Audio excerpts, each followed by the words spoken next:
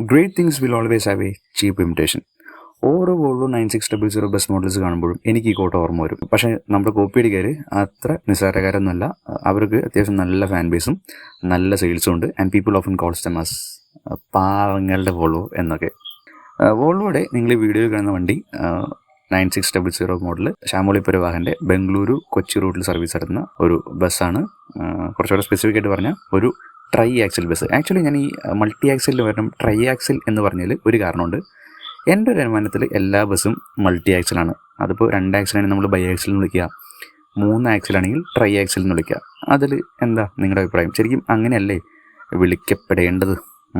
പിന്നെ ഇത്തരത്തിലുള്ള 15 metre, actually ഈ വണ്ടി 13 മീറ്റർ വേരിയൻറ്റിലും 12 മീറ്റർ വേരിയൻറ്റിലും 15 മീറ്റർ വേരിയൻറ്റിലും അവൈലബിൾ ആണ്. അപ്പോൾ ഇത്തരത്തിലുള്ള 15 മീറ്റർ വണ്ടികൾ അല്ലെങ്കിൽ വോൾവോകൾ കേരളത്തിലെ റോഡുകളിൽ അത്ര നോർമലായിട്ടൊന്നും കണ്ടിട്ടില്ല. അപ്പോൾ ഒന്ന് നമ്മുടെ റോഡുകളുടെ അവസ്ഥ, പിന്നെ നമ്മുടെ NHൻ്റെ പണി കഴിയണത് വരെയെങ്കിലും ഇത് നമ്മുടെ റോഡുകൾക്ക് അത്ര യോജിച്ചതൊന്നല്ല എന്നാണ് എൻ്റെ ഒരു അഭിപ്രായം. നമ്മൾ മലയാളീസ് ഇത്രയൊക്കെ ട്രാവലിങ്ങിന് വേണ്ടി സ്പെൻഡ് ചെയ്യുക എന്നുള്ളൊരു ചോദ്യം കൂടെയുണ്ട്. ഒരു നൈറ്റിന് വേണ്ടി അവർ ഇത്ര കൂടുതൽ ചിലവാക്കാൻ റെഡിയാവും when they have other cheap options.